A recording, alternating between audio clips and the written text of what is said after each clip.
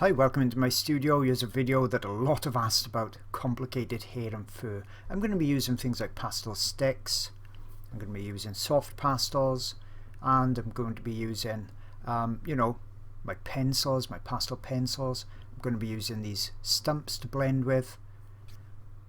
So what I'm going to do is I'm just starting to put a few lines down here and there, just describe what you're seeing on the screen. Obviously on the left I've got my reference photo of a cow or bull.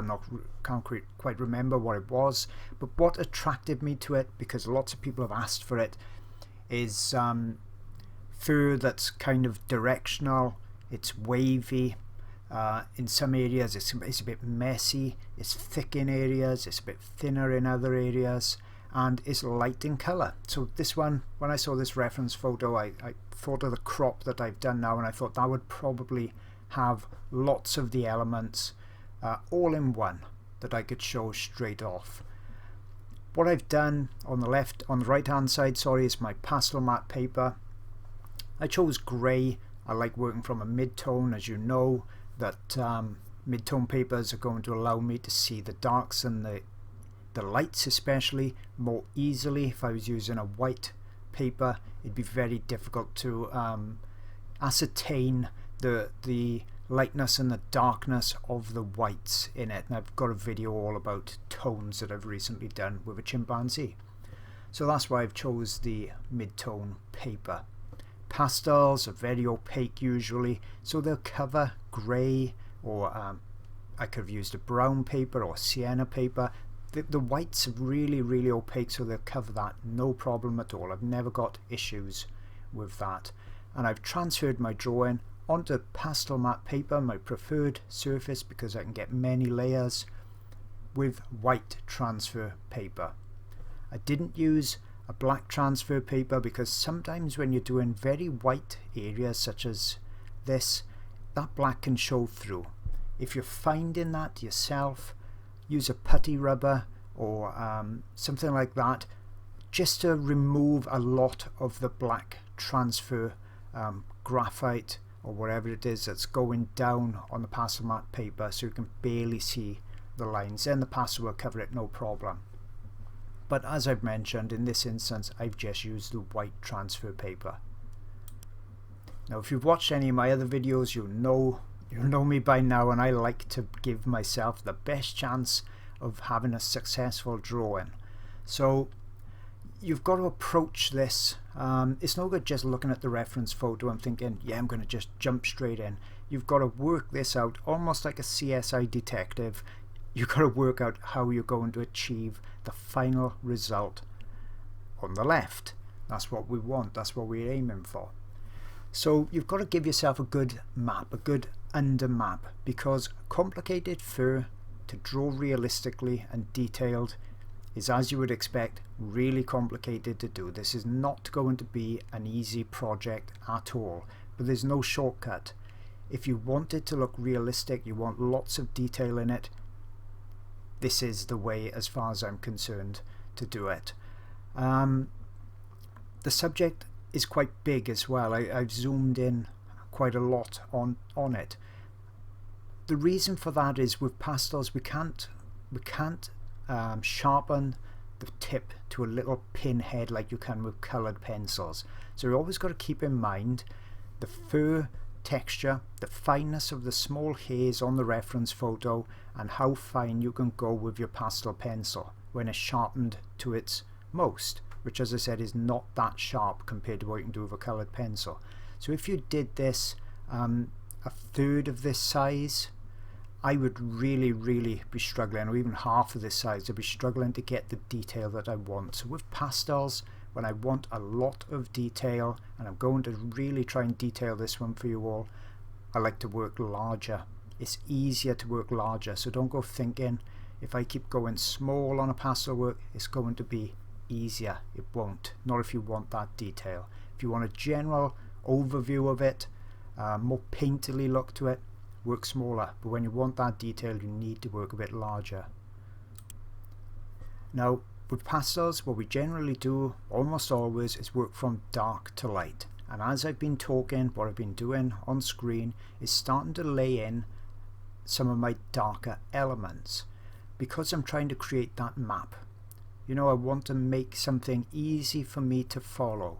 So I'm squinting at the reference photo, I'm looking at the larger elements, the darker the midtones and the darker the midtone elements, and I'm using sticks, pencils, softer pastels. You can use whatever comes to hand that's a close-ish colour, because when I want something really white, and you can see that some of these highlights on the thick tufts of hair are really pure white, I need to not have a lot of colour underneath that area. I don't want a lot of a dark colour under there. So you can see I've selected a white pencil now. I'm using it on its side, and I'm indicating where these lighter elements are going to be.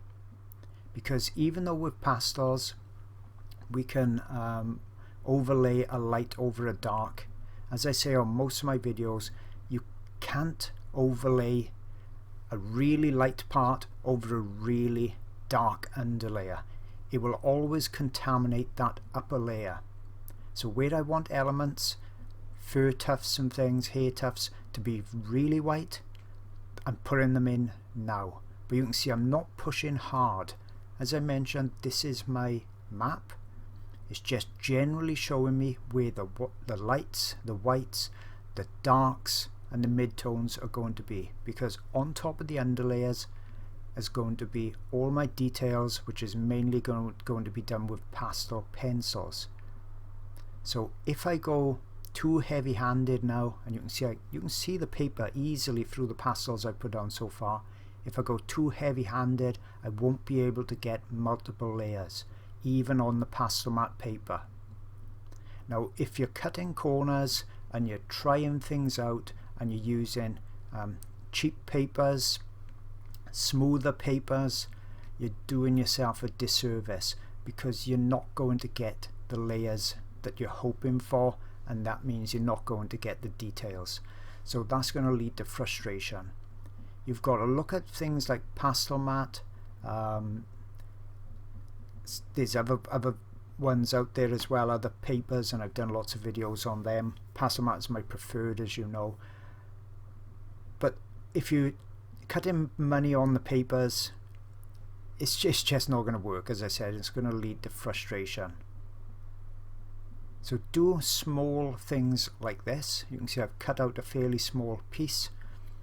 I'm not going to sell this, I'm just doing it to demonstrate, and this is going to be a challenge for me as well, because I've never done anything with hair this thick, this wavy, this dishevelled at the top either.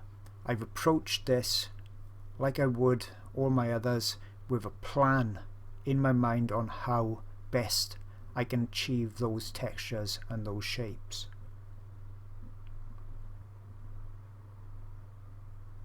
The colours don't really need to be perfect. I'm going to try and get them quite close, but as I said, don't need to be perfect. The thing that I want to get right is the tones, and I want to get that bright white really bright on this. So the one thing that I'm really being careful of, as I mentioned, is not putting too much pastel down on the early stages. On some of my early pastels I did put too much down, because I was learning the medium myself. Even though I had quite a bit of success at the beginning with my drawings, there were some subjects that I struggled with. Coming to the end, I'd filled the tooth of the paper. So now when I work more cautiously, and I get those lighter elements in, as you can see now, early on. I'm just using a white pastel stick at the moment. I could have used a white pencil, really doesn't matter, but as you can see, there's a lot more pastel in the stick for your money, so it's saving money blocking in areas like this with a stick rather than a pencil. So I'm just going to carry on now with this blocking in, this initial stage.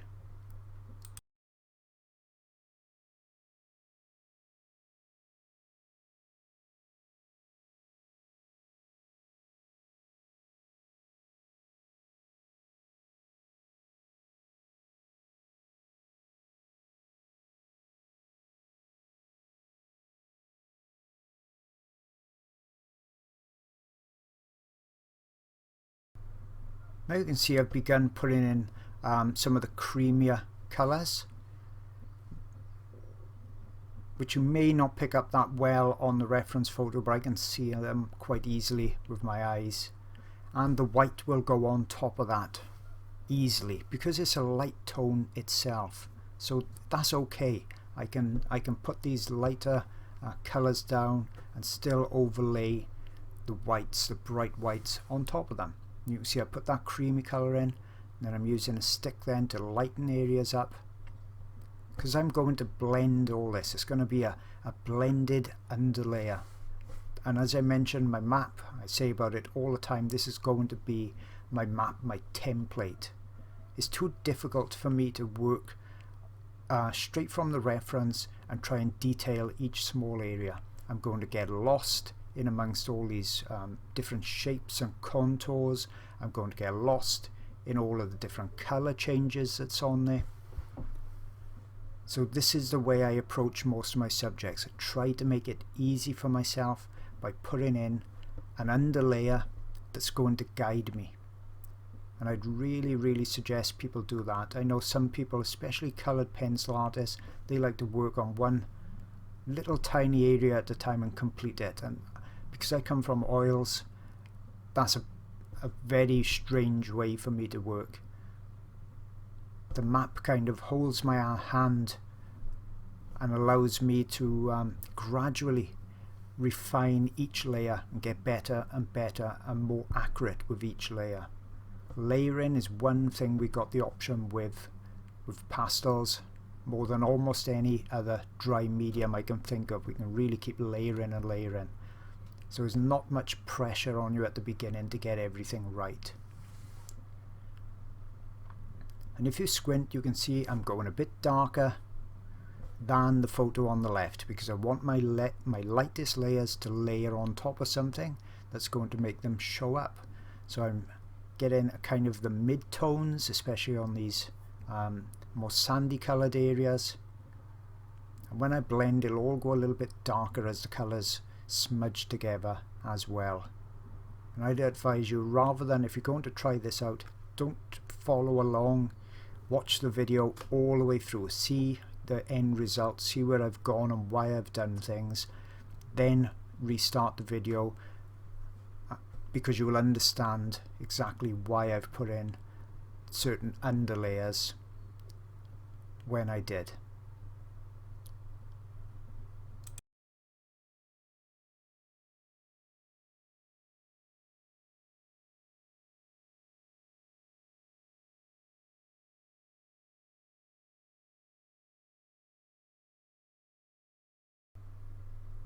I'm coming in here and there with pencil, putting in some of this pink colour where we can see the skin in places through the fur. So I'm starting, you know, a little bit of refinement of the underdrawing. Now I've got all that confusing the hair tufts and masses in place. Now I can come back in and lighten areas and darken areas a little bit. Perhaps I see a bit of grey here, a bit of pink there, and I'll put that in. You can see I'm just glazing a small amount of pink I can see in that section. There's also a lot of this grey and also a lot of a warm blue in there as well, especially in the shadows. As I said, I'm going to blend all this together, so it'll all look like a fuzzy underdrawing, a fuzzy reference photo.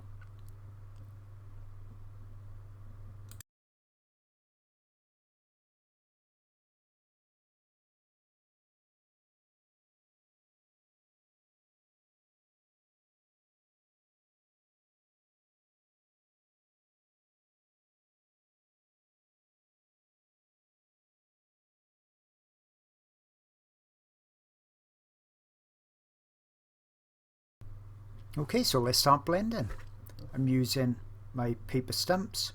I've talked about them lots on my other videos.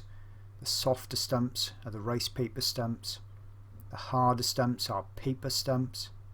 And you can see I'm going in the direction that the fur is flowing. So if it's wavy, I'm using wavy strokes. I'm following the direction. I'm blending everything out.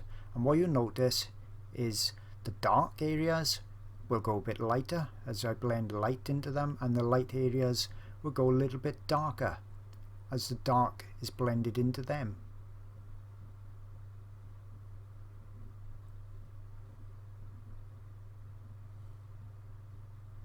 See how this dark area is going a bit lighter? And it's all softening.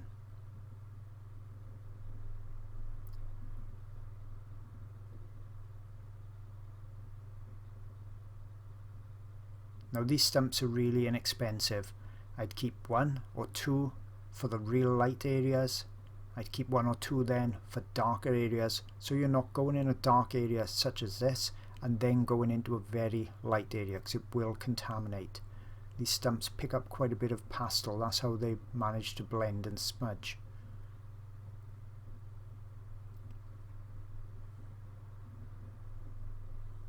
Because I don't want too much dark going into the light areas. So you can see how little really the amount of pastel is I've put down so far. Not much at all.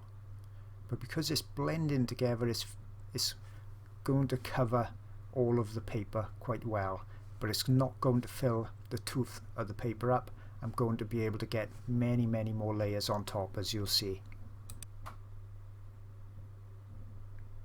And I'm just going to continue now with this blending process.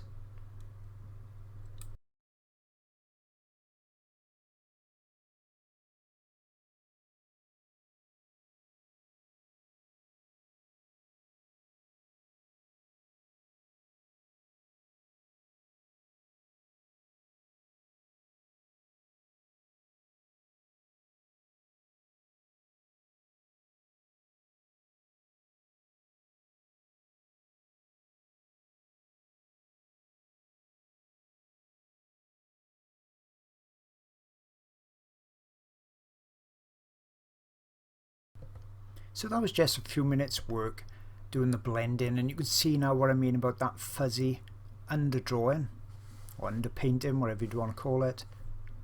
But it's a great map.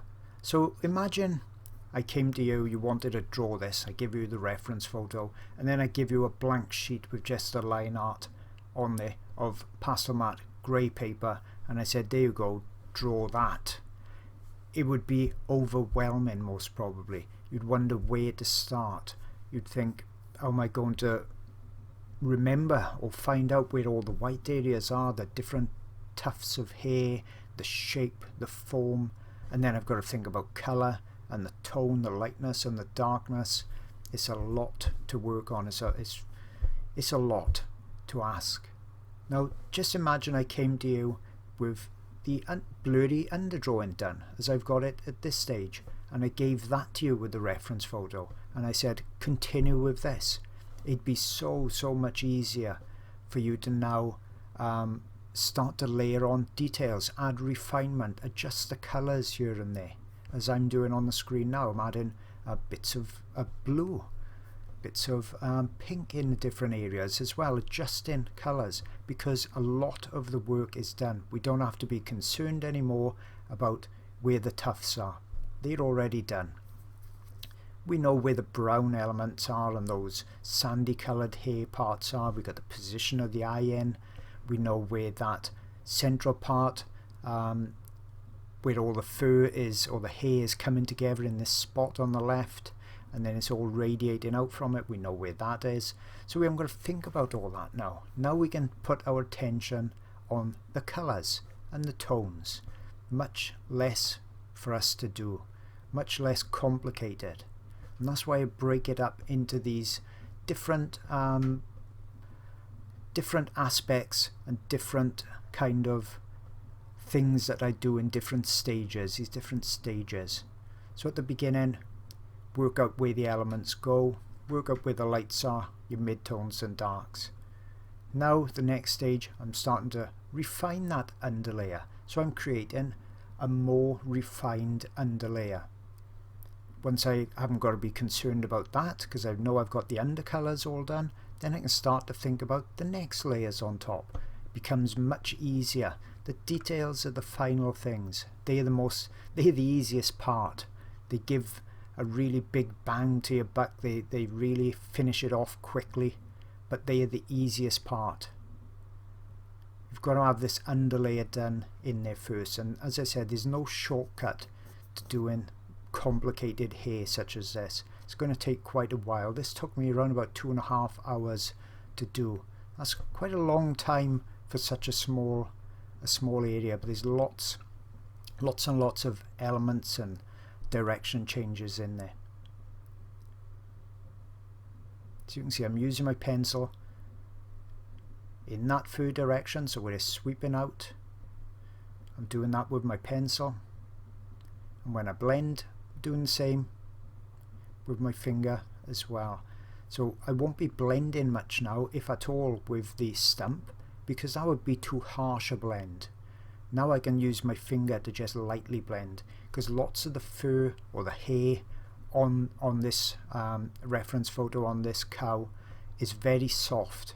It would be a mistake for me to do everything sharp edged. It's not that type of hair. I need to create that softness. It's all different textures that's on this reference photo. That's why I picked it. I want to show creating soft hair, especially at the top, and then more coarse hair as we come down in between the eyes, and that'll all take different techniques. So I'm going to carry on, speed up just a bit as I'm continuing to refine this underlayer.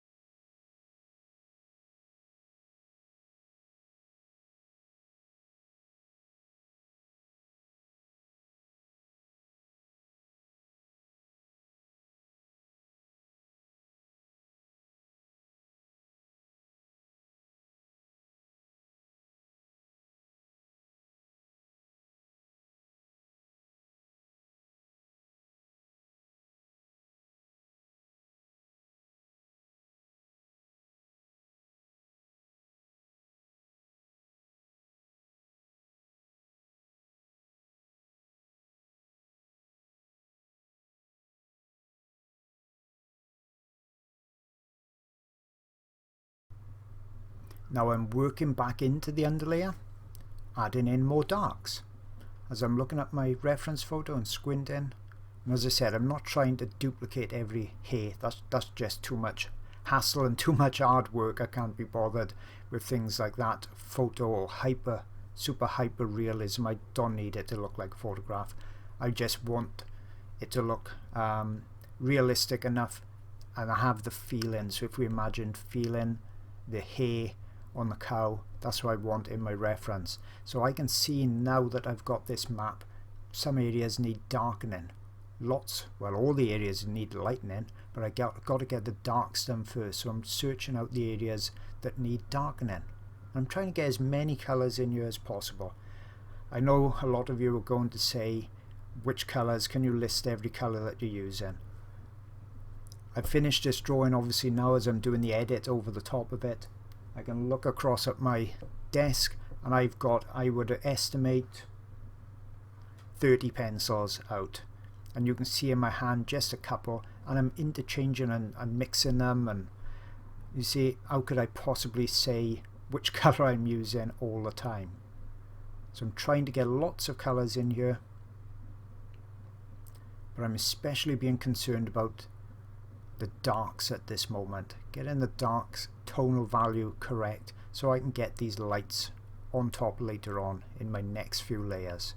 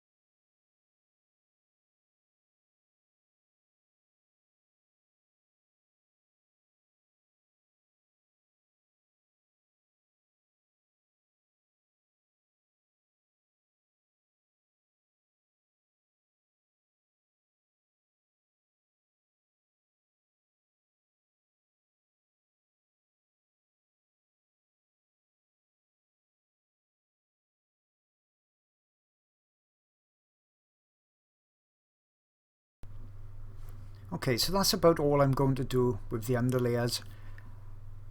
On the next video I'm going to do all the detailing, so I think this is a good place to stop before I start adding any real details to it. So you can see my underlayer, I was quite a bit darker than the reference, especially on the white elements, but I haven't got much pastel down, and what you're going to see on the next video is how I can layer those real bright lights and creamy colors on top of all this and still create those punchy white areas. But the secret on the underlayer, don't put too much pastel down. So I'll see you all again on the next video.